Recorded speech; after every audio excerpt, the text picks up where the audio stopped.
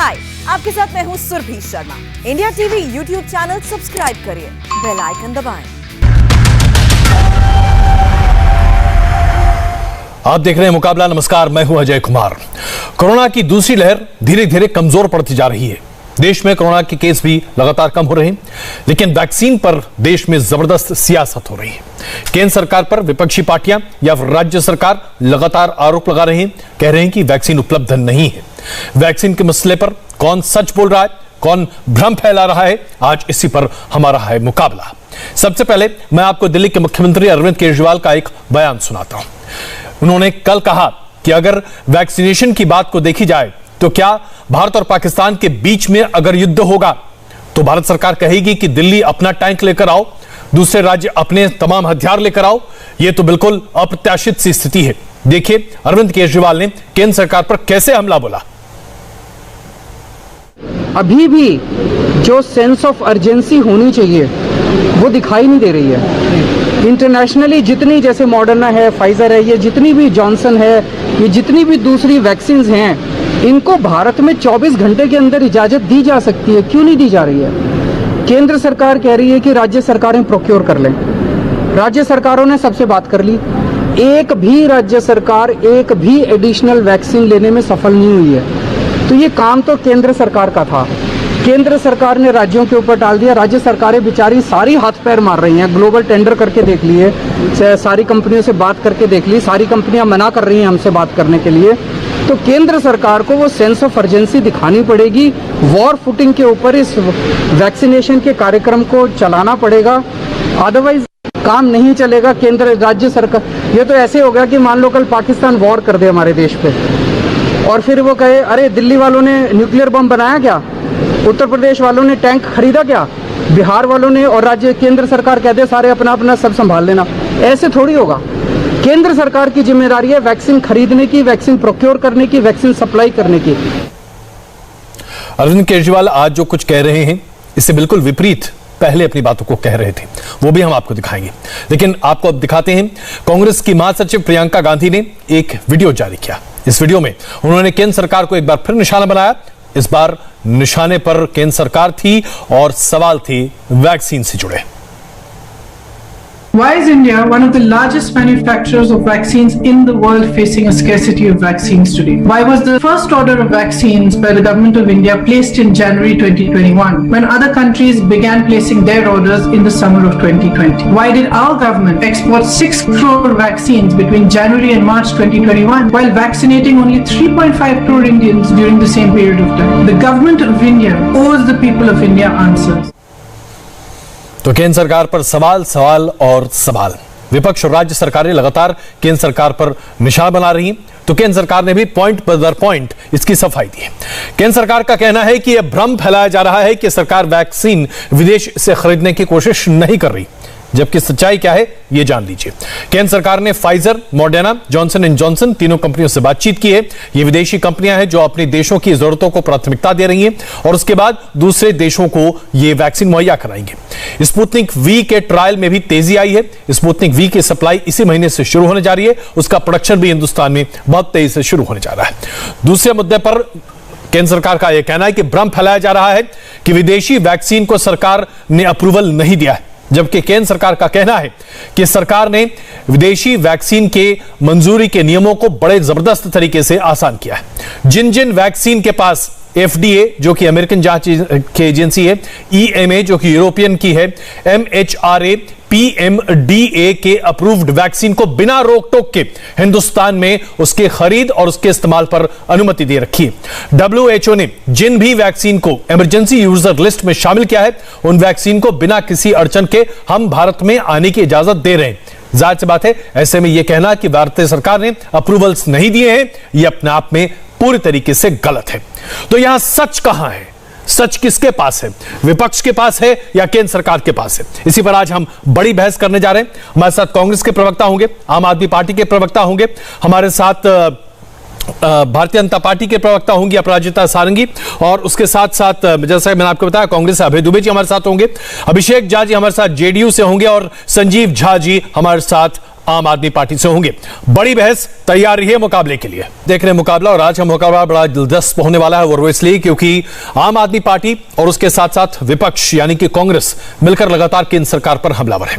अभी थोड़ी देर पहले हमने आपको दिखाया था, दिल्ली के मुख्यमंत्री अरविंद केजरीवाल ने कहा कि क्या वैक्सीन केंद्र सरकार नहीं दे सकती, और नहीं दे सकती तो क्या ये ठीक वैसे ही नहीं जैसे कि पाकिस्तान हमला कर दे और सभी राज्यों से कहा जाए कि आप अपना इंतजाम कर लें।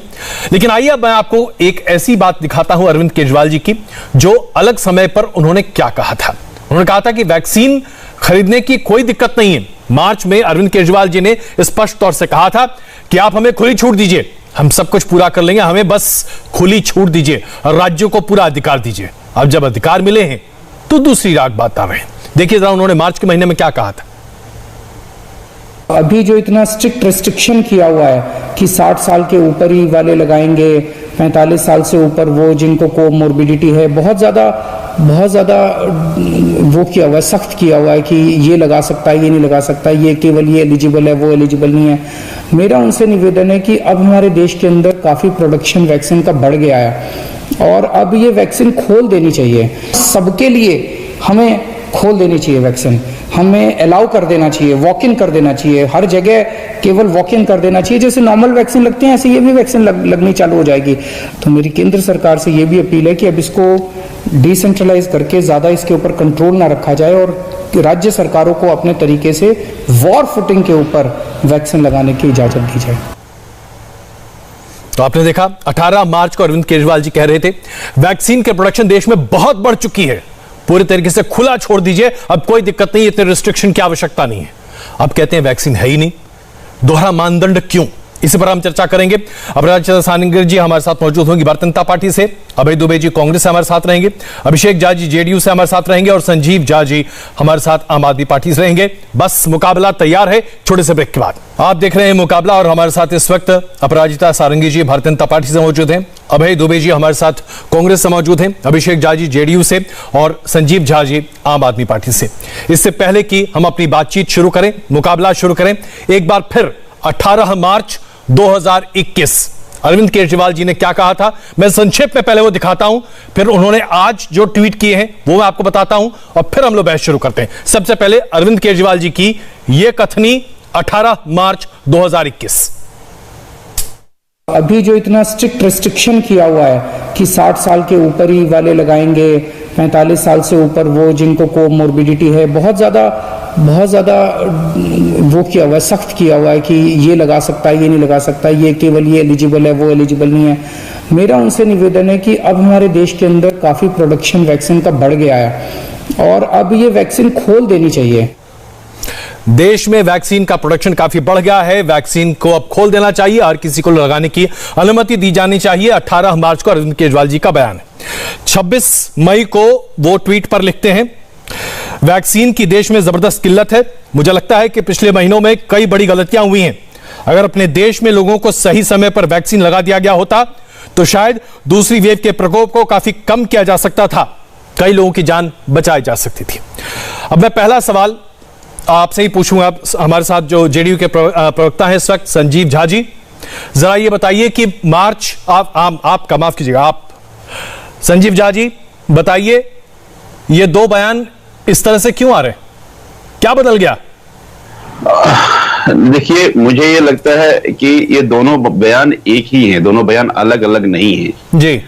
मेरा ये कहना है कि जिस तरह के सीरम इंस्टीट्यूट या उस समय में कोविशील्ड के स्टेटमेंट आ रहे थे कि वैक्सीन हमारे पास है, कोई अरविंद केजरीवाल वैक्सीन अपने घर में नहीं बना रहे, उसी के बिहार पे कहा गया और जरूरत भी थी पूरे देश को वैक्सीनेट करने की, जिस तरह से कोरोना का कार बढ़ रहा था। ना केवल ये दोनों वैक्सीन बल्कि वर्ल्ड के बहुत सारी ऐसी मैन्युफैक्चरिंग जो वैक्सीन निर्माण कर रहे थे उनको भी कह रहे थे कि हमारे पास वैक्सीन है।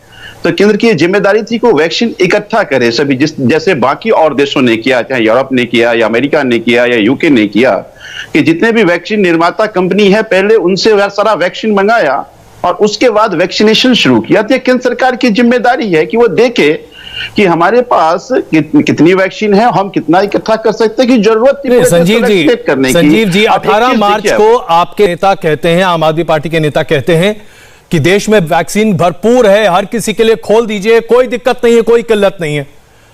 2 महीने में आप कह रहे हैं कि इतनी किल्लत है जो कि महीनों की वजह से किल्लत है। ये क्या मतलब है? ये तो आप दोहरा मानदंड है ना आपका। दो तरह के बयान है 2 महीने के भीतर। 2 महीना पहले जी ये दोनों कंपनियां के स्टेटमेंट के अकॉर्डिंग देश में वैक्सीन की कमी नहीं थी। अरविंद केजरीवाल कोई वैक्सीन निर्माण करने वाली कंपनी के मालिक नहीं है। वो तो जो कंपनी की स्टेटमेंट आ रही है उसके बिहार पे वो अपना स्टेटमेंट दे रहे थे। नहीं, वैक्सीन कंपनी के स्टेटमेंट नहीं, वैक्सीन आपको जो सरकार को मिल रही है उसके ऊपर स्टेटमेंट होगा ना। प्रधानमंत्री की जिम्मेदारी है ना। संजीव जी प्लीज इस बात को स्पष्ट कीजिए। दिल्ली सरकार को जो वैक्सीन की मात्रा मिल रही थी उसके आधार पर मुख्यमंत्री जी ने बयान दिया होगा। सभी राज्यों में वैक्सीन की कमी है। हम 18 से 45 के साल के स्लॉट हम लोग अब अपने देश के युवाओं को नहीं दे पा रहे हैं, जबकि आप देख रहे हैं कि देश दूसरे वेव में सबसे ज्यादा अगर कोई प्रभावित हुआ तो युवा प्रभावित हुआ है। तो मेरा ये मानना है। संजीव जी आप गोल पोस्ट बदल रहे हैं ना अपराजिता जी, क्या मैं सही कह रहा हूं? आम आदमी पार्टी गोल पोस्ट बदल रही है। मार्च के महीने में बहुत ज्यादा वैक्सीन थी, मई आते आते किल्लत हो गई। अपराजिता जी कीजिए, हमने सारे बहुत धन्यवाद अजय जी। अगर वो वैक्सीन हमारे पास होता तो हम बार बार कह रहे थे आपने बहुत ही अच्छे तरीके से कह दिया और आपने दोनों ऑडियो टेप्स हमें सुना दिए। आज आपने प्रमाणित कर दिया कि विपक्षी दल अपना गोल पोस्ट बदल रही, इन्हें मुद्दा चाहिए इसलिए विरोध के नाम पर विरोध करना है, कुछ कहना है अगर हम तो कहेंगे। तो शायद आज आप मुझे थोड़ा वक्त दे, मैं आपको कुछ बताना चाहती हूँ। वो शायद आज नहीं। देखिए पहली बात तो अगर अरविंद थोड़ा सा धैर्य चाहिए, जितने भी वक्तागण बैठे हैं आदरणीय बताइए। पहली बात यह है कि संविधान के 7 शेड्यूल में आइटम 6 है स्टेट लिस्ट में, और ये स्टेट लिस्ट में है पब्लिक हेल्थ। आइटम 6 है स्टेट लिस्ट में 7 शेड्यूल ऑफ द कॉन्स्टिट्यूशन। फिर अगर हम आए item 29 in the concurrent list of the constitution of India, उसमें लिखा हुआ है state has the duty to prevent spread of infection. ये दोनों बातें कंकरेंट लिस्ट और स्टेट लिस्ट में लिखी हुई हैं, आइटम 6 और आइटम 29। देखिए जहां तक राज्य सरकार है उनका काम है प्रबंधन, उनका काम है कार्यान्वयन। इसका मतलब यह नहीं है कि केंद्र सरकार, मैं आपको बता दूं कि आज के दिन 20 करोड़ 27 लाख वैक्सीन डोजेज लग गए हैं। जहां यूज होना था, कंजम्पशन होना था, हो गया है। 1 करोड़ 84 लाख सारे राज्यों और केंद्र शासित प्रदेशों के पास उपलब्ध है और 11 लाख कल जा रहा है, पाइपलाइन में है। मैं आपको बता दूं, माफ कीजिएगा लेकिन मुझे यहाँ पर थोड़ी सी दुविधा दिखाई दे रही है। बता दूं, आप आज कंकरेंट लिस्ट की बात कर रही हैं, लेकिन भारतीय जनता पार्टी ने 2020 में कंकरेंट लिस्ट की बात नहीं की थी। ऐसा क्यों है कि आज आपको कंकरेंट लिस्ट याद आ रहा है? ये कंकरेंट लिस्ट तो आपको 2020 में भी याद आना चाहिए था। आप मुझे अभी बोलने दें, मैंने आपको सुना, आप मुझे बोलने दें।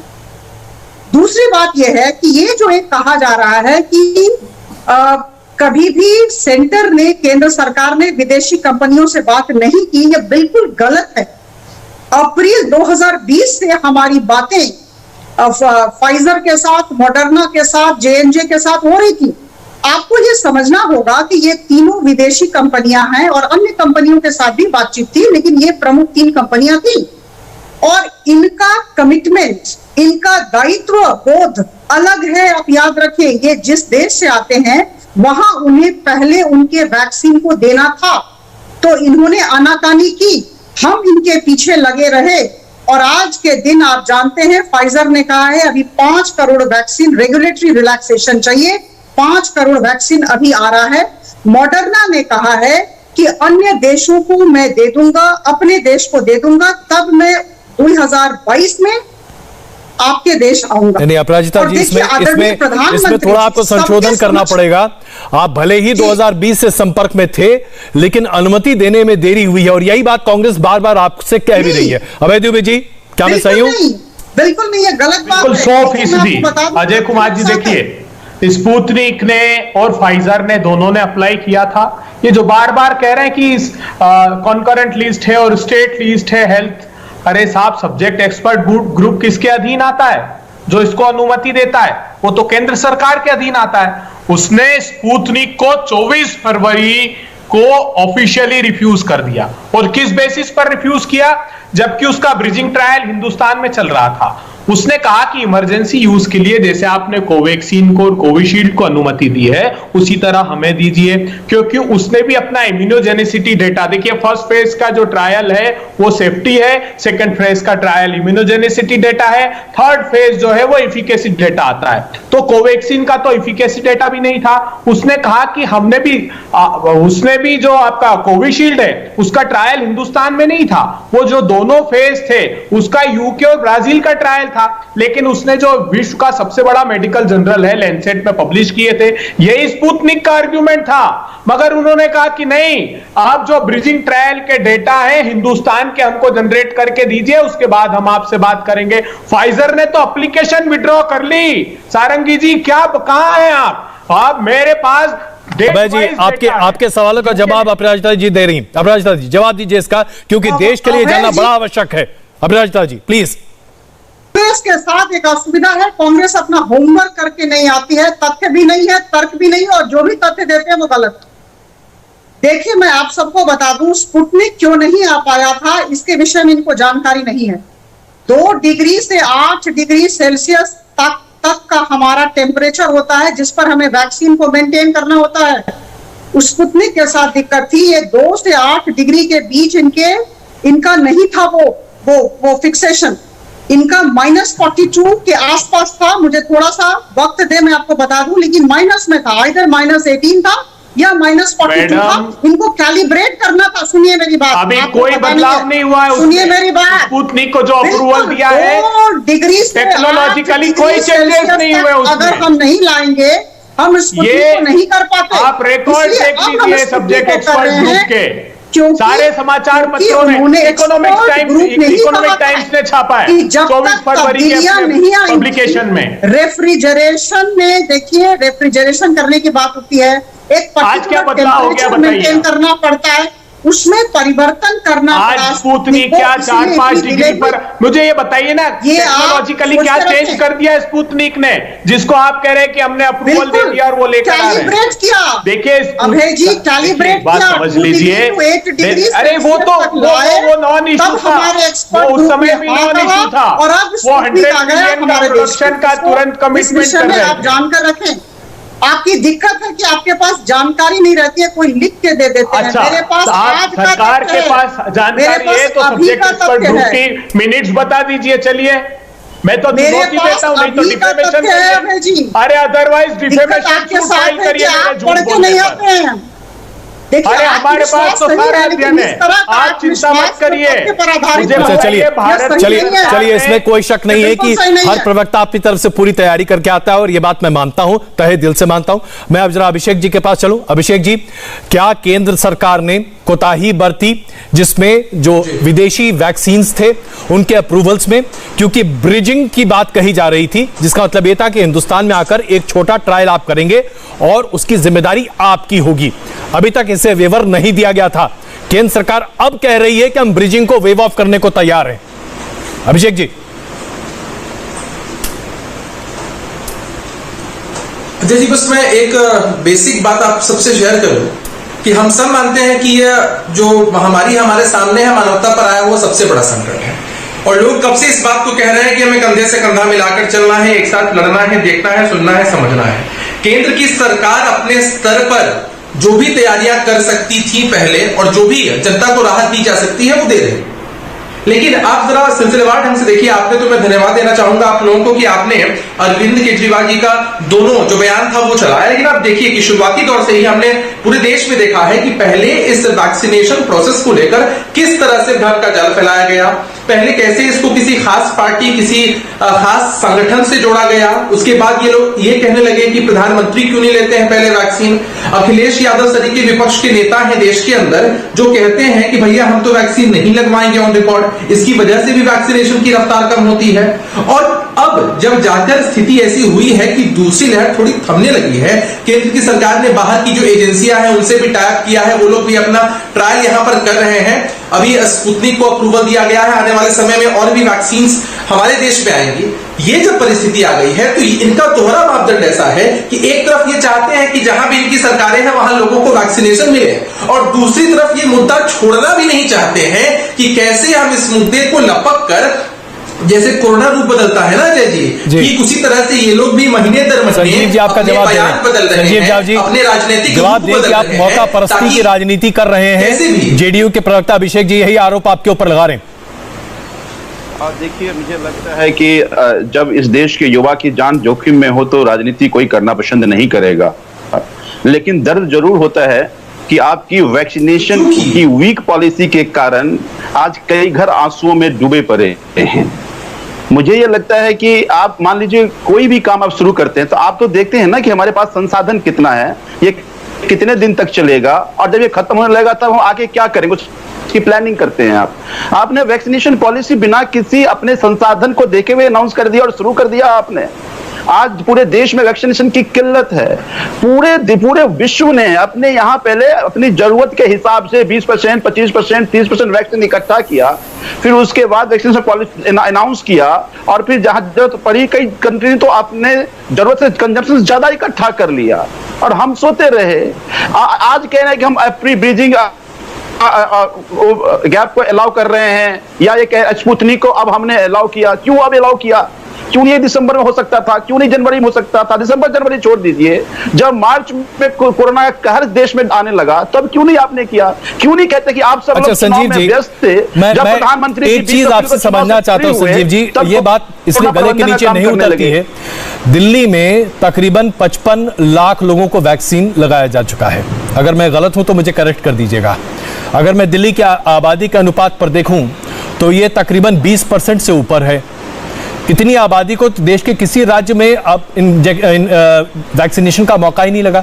आप क्यों इतना कंप्लेन करें? नहीं, क्योंकि हम प्रोएक्टिव थे। मैं समझना चाहता हूं कि जरा समझाइए, देश की जनता को समझाइए। 20% से ज्यादा आबादी को आप वैक्सीनेट कर चुके हैं। देश में ऐसे कितने राज्य हैं जहां 20% से ज्यादा आबादी वैक्सीनेटेड है? जहां 45+ और फ्रंट लाइन के लिए जो भी वैक्सीन इन्होंने दिया, हमने प्रोएक्टिवली अपने राज्य की जनता को लगाया।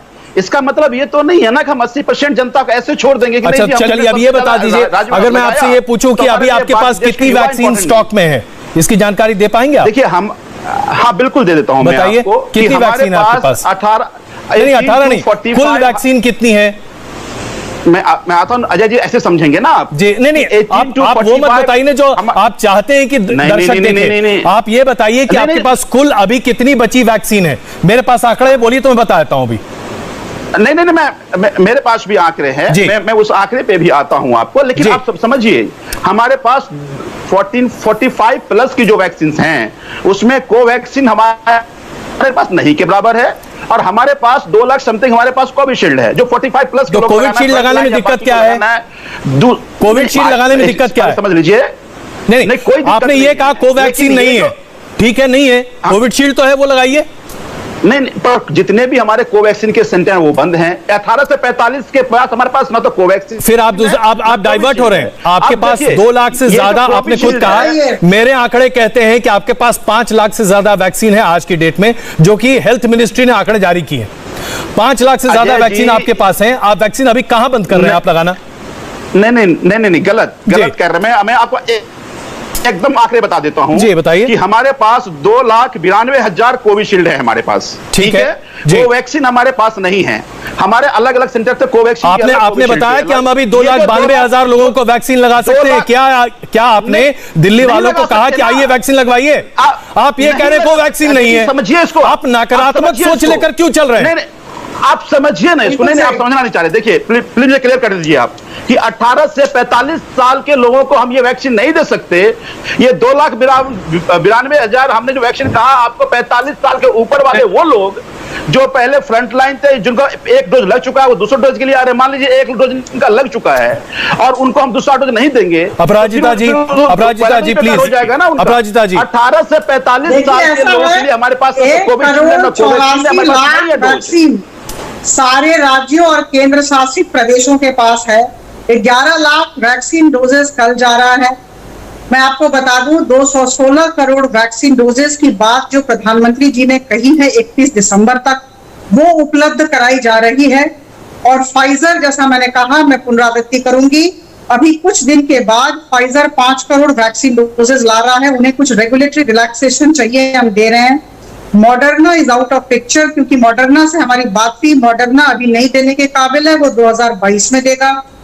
मैं आप सबको एक छोटी सी बात बताना चाहती हूँ कि देखिए, जब नेशनल वैक्सीन पॉलिसी बना और 1 मई से उसका कार्यान्वयन शुरू हुआ, तो इस वैक्सीन पॉलिसी के बनने के पहले सारे राज्यों के सारे मुख्यमंत्रियों के साथ और सारे स्वास्थ्य सचिवों के साथ बातचीत की गई थी, सारे वैक्सीन मैन्युफैक्चरर्स और चिकित्सकों के साथ बातचीत की गई थी, और बहुत सारे राज्य जहां कांग्रेस, जहां विपक्ष शासन करता है, अब भी इन लोगों ने कहा विकेंद्रीकरण हो, डिसेंट्रलाइजेशन ऑफ वैक्सीनेशन प्रोसेस हो, तो वही आदरणीय प्रधानमंत्री जी ने किया।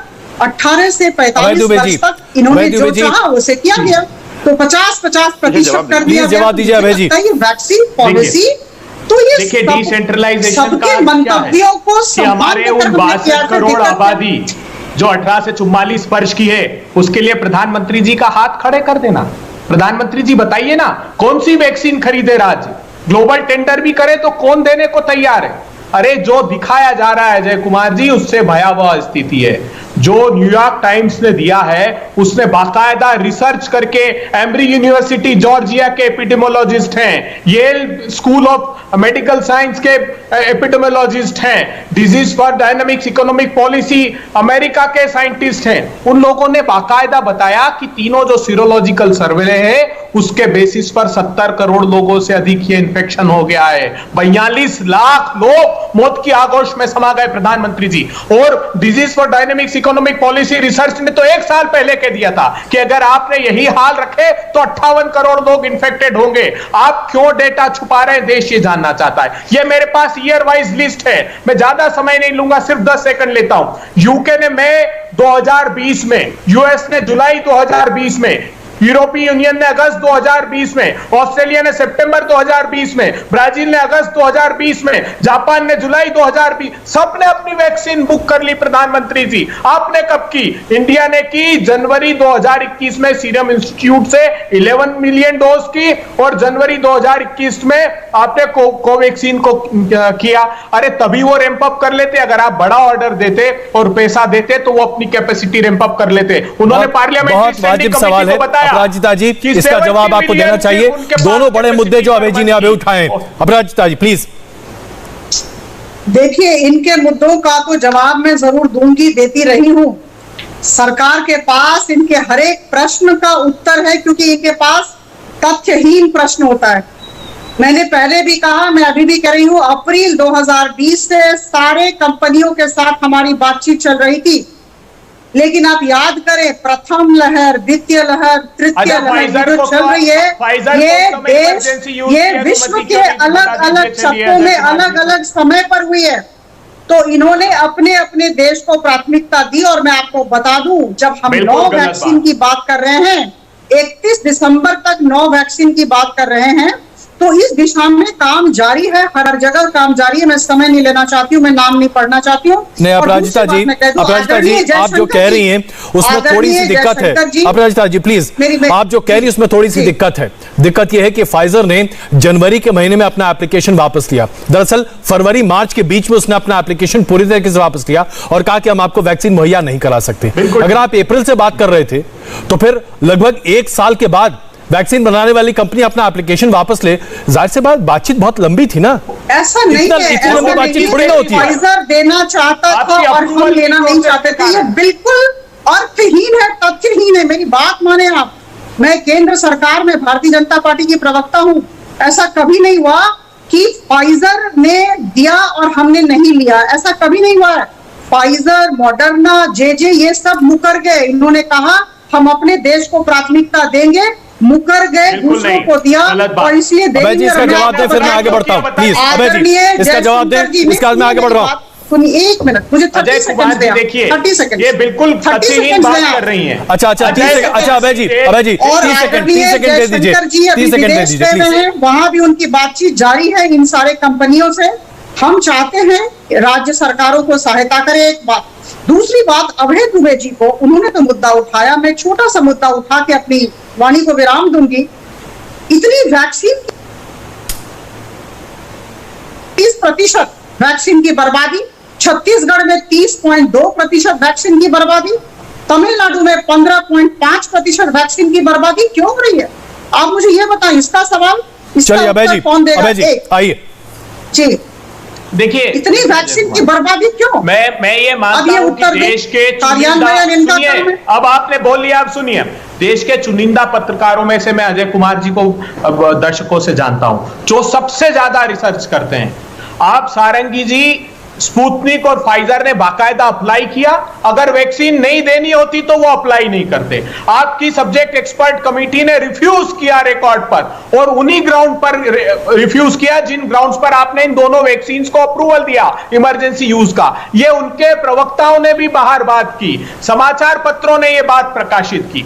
दूसरी बड़ी बात जो वेस्टेज की कर रहे हैं, तो प्रधानमंत्री जी ने सबसे ज्यादा डांट लगाई उत्तर प्रदेश को, उनका परसेंटेज 17% था। लेकिन एक बात तथ्यात्मक रूप से समझ लीजिए, अब आप, मैं बताता हूं क्या है वेस्टेज, वो उसका खुलासा करता हूं। आप चाहे तो जांच करा लीजिए, प्रधानमंत्री जी इंक्वायरी कमेटी बिठाए।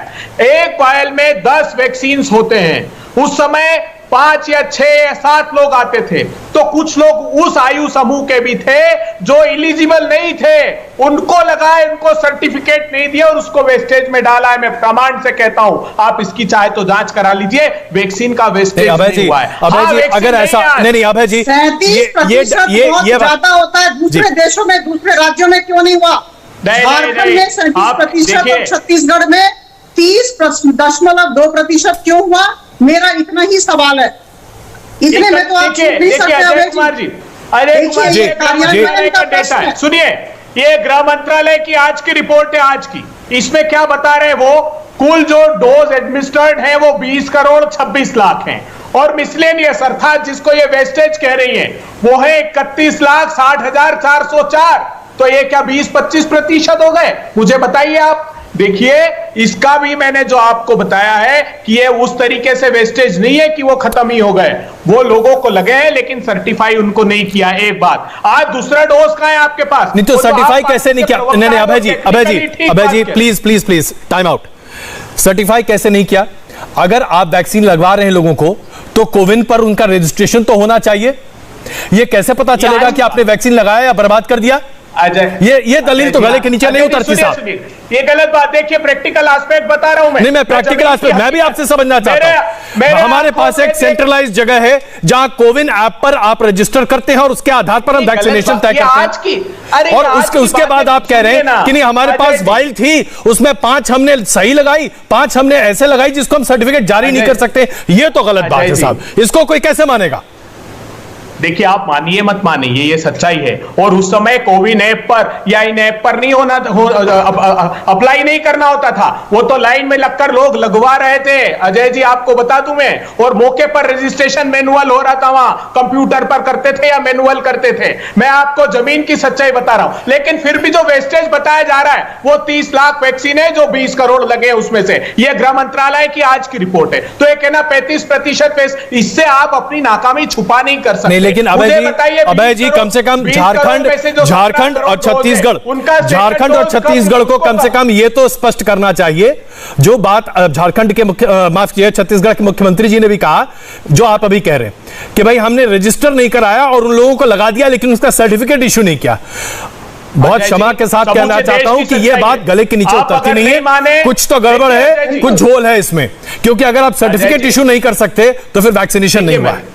नहीं, सुनिए, अपनी बात गंभीरता से सुनिए। ये हुआ है उसमें, ये डॉक्टर्स लोगों ने अपने विवेक से बहुत अच्छा निर्णय लिया, क्योंकि वो वेस्टेज करना नहीं चाहते थे। उनके पास जो अपात्र, उस समय के अपात्र लोग थे, आयु वर्ग के आधार पर उन लोगों को लगाया गया है। मैंने अपनी तो उनका आंकलन कैसे होगा अभय जी? प्रत्यक्ष ये तो बताइए ना कि उनका आंकलन कैसे होगा? आप कैसे कहेंगे कि छत्तीसगढ़ की इतनी आबादी है जिसको वैक्सीनेट हम कर चुके हैं? आपके पास तो कोई आंकड़ा ही नहीं होगा। अब इसका, अच्छा मुझे बताइए अजय जी, सीरोलॉजिकल सर्वे में एंटीबॉडीज मिली अगर 70 करोड़ लोगों में, नहीं, आप मुझे बताइए ना, अगर यही काम उत्तर प्रदेश की सरकार ने किया होता, आप क्या कहते? सबने किया है, अरे सब सरकारों ने किया है जय जी, मैं विश्वास मानिए, हर राज्य की सरकार ने। अच्छा डेटा देखिए, सरकार का डेटा देखिए, 3 लाख के लगभग डेट बता रहे हैं। आइए जरा मैं इस चर्चा को थोड़ा सा और आगे बढ़ाता हूं भाई जी। मैं अब अरविंद केजरीवाल जी की एक और कथनी आपके सामने प्रस्तुत करता हूं, फिर चर्चा थोड़ी और आगे बढ़ाता हूं। अरविंद केजरीवाल जी लगातार ये कह रहे हैं कि बच्चों को वैक्सीनेशन देना चाहिए, और वो इसलिए क्योंकि बच्चों पर तीसरे फेज में सबसे ज्यादा प्रभाव हो सकता है। वो जो कह रहे हैं पहले उस पर चर्चा करते हैं और उसके बाद क्या यह वाकई में संभव है। अरविंद केजरीवाल जी ने क्या कहा, जरा ये देखिए।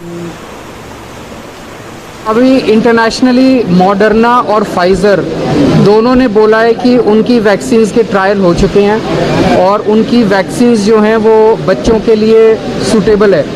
तो अभी तक लेकिन इन दोनों वैक्सीन्स को हमारे देश में इस्तेमाल करने की इजाज़त नहीं मिली है। मैं समझता हूं कि केंद्र सरकार को इसमें अब देरी नहीं करनी चाहिए और जितनी भी इंटरनेशनली अवेलेबल वैक्सीन्स हैं सबको हमारे देश के अंदर इस्तेमाल करने की इजाज़त हो और ख़ास तौर से बच्चों के लिए जो सूटेबल वैक्सीन्स मिल रही हैं। मॉडर्ना का आज ही अखबारों में आया है और फाइज़र का थोड़े दिन पहले आया था कि दोनों सूटेबल हैं। ज़्यादा से ज़्यादा मात्रा में इन वैक्सीन्स को प्रोक्योर करके हमारे बच्चों को लगाई। इसमें कोई शक नहीं कि बच्चों को वैक्सीन लगाया जाना चाहिए और तुरंत होना चाहिए, लेकिन अभी तक इसके बारे में भारत के पास कोई स्टडी नहीं है। कैडिला जाइडा के पास अभी इसका रिसर्च चल रहा है। कोवैक्सीन ने भी कहा है कि वो बच्चों के ऊपर 12 साल से ज्यादा के बच्चों के ऊपर इसका अभी टेस्टिंग कर रहे हैं, लेकिन विदेशी वैक्सीन का अभी तक हिंदुस्तान में कोई टेस्टिंग नहीं हुआ है। अब संजीव जी, मैं आपसे ये समझना चाहता हूं, अरविंद केजरीवाल जी कहते हैं कि वैक्सीन को तुरंत लाइए और लगवाना शुरू कर दीजिए। आप जरा मुझे बता दीजिए ऐसे कितने देश हैं दुनिया भर में जो 12 साल से ज्यादा की उम्र के बच्चों को वैक्सीन लगा रहे हैं? क्या आंकड़े हैं आपके पास?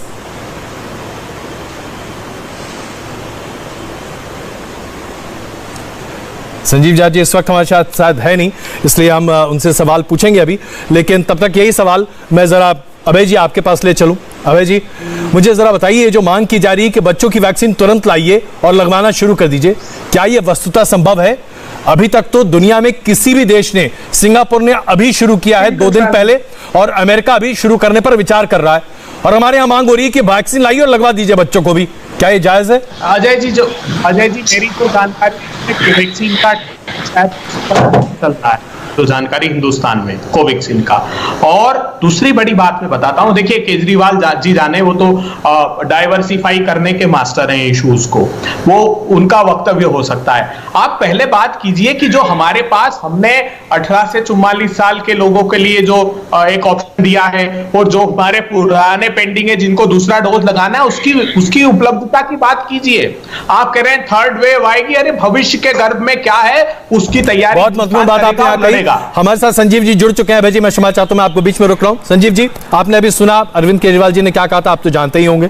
मुझे बताइए ऐसे कितने देश हैं जो अभी वैक्सीन लगवा रहे हैं बच्चों को 12 साल से ज्यादा के, और अगर बाकी देश लगवा ही नहीं रहे हैं या इक्का दुक्का ने शुरू किया है, जैसे कि सिंगापुर ने और अमेरिका भी विचार कर रहा है, तो हम अचानक से वैक्सीन कहां से ले आए? हवा से? नहीं, देखिए, आपने भी सुना, और जैसा अरविंद केजरीवाल जी ने कहा कि मॉडर्ना और फाइजर 12 प्लस के बच्चों को वैक्सीन देने का अपनी टेस्टिंग पूरा कर चुका है और वो देने के लिए तैयार है। तो मेरा ये कहना है कि हम हाथ पर हाथ धरे रहे फिर इसके लिए बैठ जाए और 3 महीने बाद फिर रोना शुरू कर दें, तो क्यों ना आज से ही हम शुरुआत करें कि अगर ये मॉडर्ना और फाइजर के पास है तो हम उनसे बात करें और उनसे लेने की कोशिश करें, या फिर अपने बाकी जो हमारे दोनों इंडियन कंपनियां हैं उनसे ही बात करें कि 12 प्लस कितनी जल्दी हम कर सकते हैं, और अगर मॉडर्ना फाइजर देने के लिए तैयार है तो हम उनसे लें और अपने देश के बच्चों को वैक्सीनेट करें।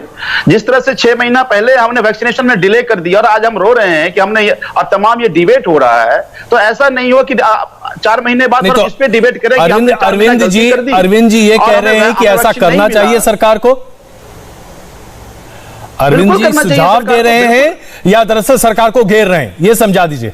नहीं, बिल्कुल सुझाव दे रहे हैं कि सरकार को बात करनी चाहिए, सरकार को ये लानी चाहिए। अरविंद केजरीवाल इस देश के प्रधानमंत्री नहीं है। अरविंद केजरीवाल एक राज्य के मुख्यमंत्री होने के नाते प्रधानमंत्री को सलाह पहले भी देते रहे हैं और आज भी दे रहे हैं। पहले भी उन्होंने कहा था कि आप अपने कंपनी का कंपल्सरी लाइसेंस दीजिए और वैक्सीन बनवाइए। पहले भी उन्होंने कहा था कि आप विदेश की बाकी कंपनियों को, इससे पहले कि मैं अपराजिता जी के पास चलूं, अभिषेक जी बहुत देर से आप तक बात नहीं हो पाई, जरा ये बताइए कि अरविंद केजरीवाल जी का ये आपको सुझाव लग रहा है या दरअसल इस बहाने वो केंद्र सरकार को घेर रहे हैं?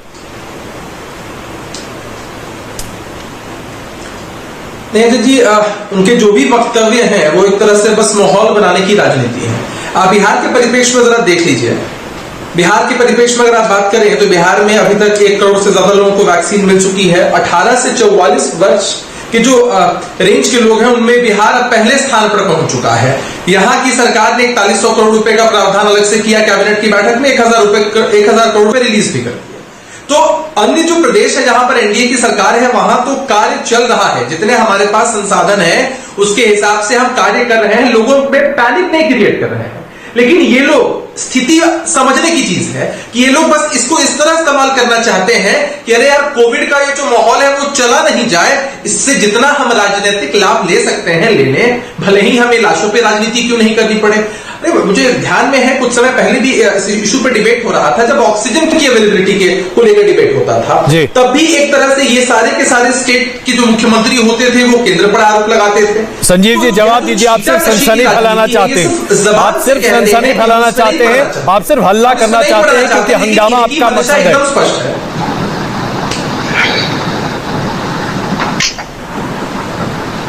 संजीव जी कैसे बनेगा? माहौल बनाने की राजनीति है ये। संजीव जी हमें अभी नहीं सुन पा रहे इसलिए उनके पास हम आते हैं, लेकिन इसी बीच अभय जी, क्या ये सिर्फ आज विपक्ष के पास हंगामा खड़ा करने का एक हथियार बन गया है? माहौल तैयार कीजिए क्योंकि मुद्दा छूट न जाए।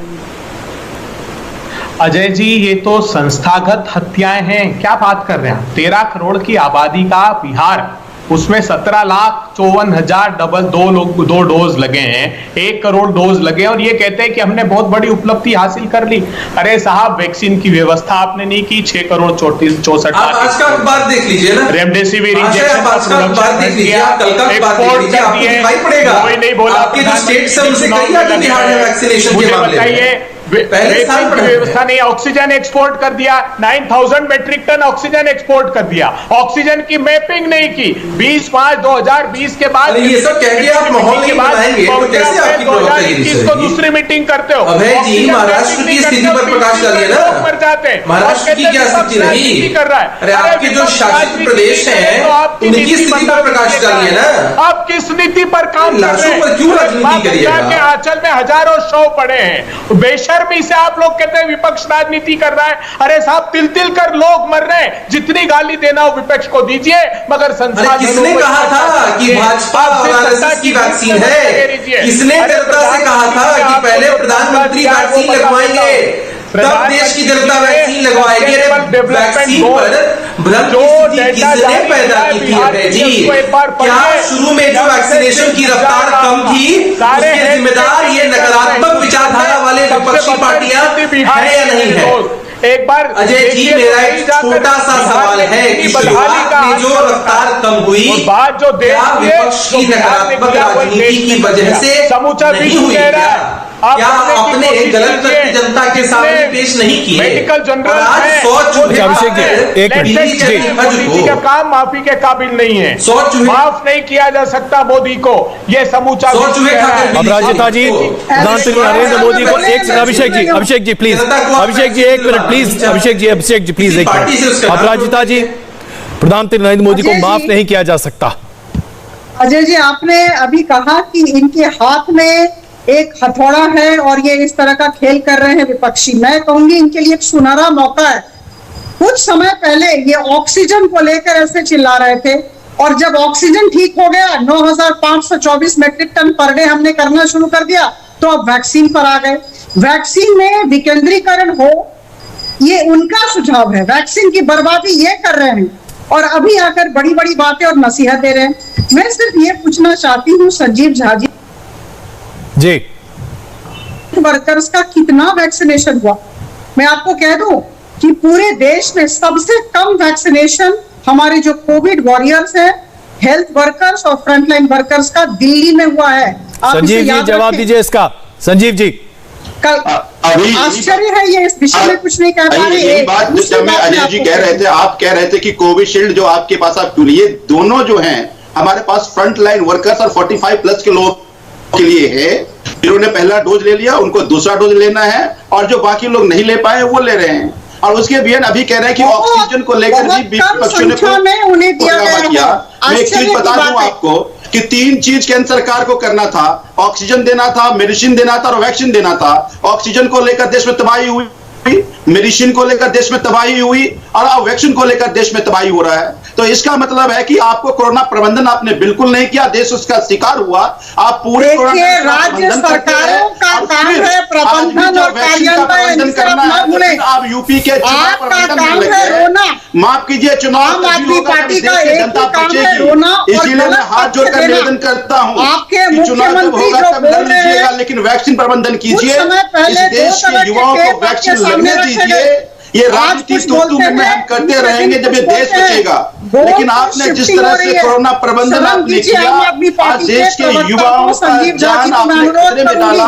आज कई परिवार आंसू में डूबे हुए हैं, इसलिए डूबे हुए हैं क्योंकि आपने कोरोना प्रबंधन ठीक से नहीं किया, वैक्सीनेशन आपने नहीं कराया। क्यों नहीं मानते सच्चाई को? क्योंकि आपके लिए चुनाव बहुत इंपॉर्टेंट है। मुख्यमंत्री ने कह दिया फाइजर और मॉडर्ना ना ये कोरोना से लड़ना वैक्सीनेशन रेडी है। ये एक लड़ाई कोरोना एक संजीव जी प्लीज मेरे पास वक्त कम है, 30 सेकंड। संजीव जी 30 सेकंड मेरे पास, इतने में बता दीजिए, अभी जो अपराजिता जी ने आरोप लगाया फ्रंटलाइन वर्कर्स सबसे कम दिल्ली में वैक्सीनेटेड हैं, आरोप सही है गलत है, हाँ या ना?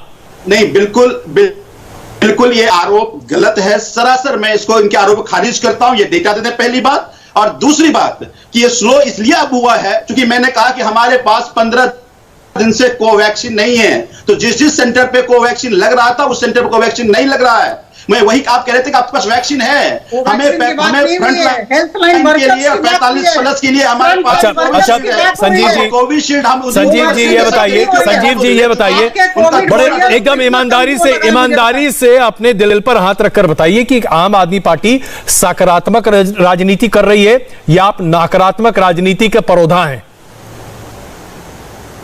मुझे लगता है कि जितनी सकारात्मक राजनीति आम आदमी पार्टी कर रही है इस देश में कोई पार्टी नहीं कर रही है। वो इसलिए कि जब केंद्र सरकार ने थोड़ी सी भी मदद या थोड़ा सा भी पॉजिटिव स्टेप लिया, आम आदमी पार्टी के मुख्यमंत्री आगे बढ़ के प्रधानमंत्री। अभय जी मैं क्षमा चाहूंगा इस बार आपसे, मेरे पास वक्त की कमी इसलिए मैं आप पर नहीं आ पाया।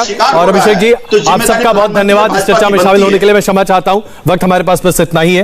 लेकिन इसमें कोई शक नहीं है कि जनता जनार्दन है और जनता तय करती है कि दरअसल किस राजनीतिक दल या किस सरकार ने और किस सरकार की अगुवाई में भलाई ज्यादा हो रही है। जनता को ही तय करना है, इसमें कहीं कोई दुविधा की स्थिति नहीं है। भ्रम से कोई नहीं जीत सकता और यह बात सत्य है।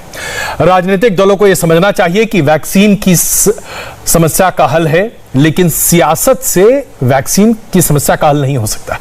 यह हल तभी निकलेगा जब हर कोई मिलजुल कर काम करेगा। सवाल आम आदमी पार्टी का है, आम आदमी पार्टी का नहीं। 100 करोड़ से ज्यादा लोगों के वैक्सीनेशन का सवाल है। ऐसे में केंद्र के साथ वैक्सीन वॉर से नुकसान किसका हो रहा है, राजनीतिक दलों का या आम आदमी का? आखिर कब तक वैक्सीन पर इसी तरह की तू मैं की राजनीति होती रहेगी? इस मुद्दे पर कुरुक्षेत्र देखिए 6:20 पर।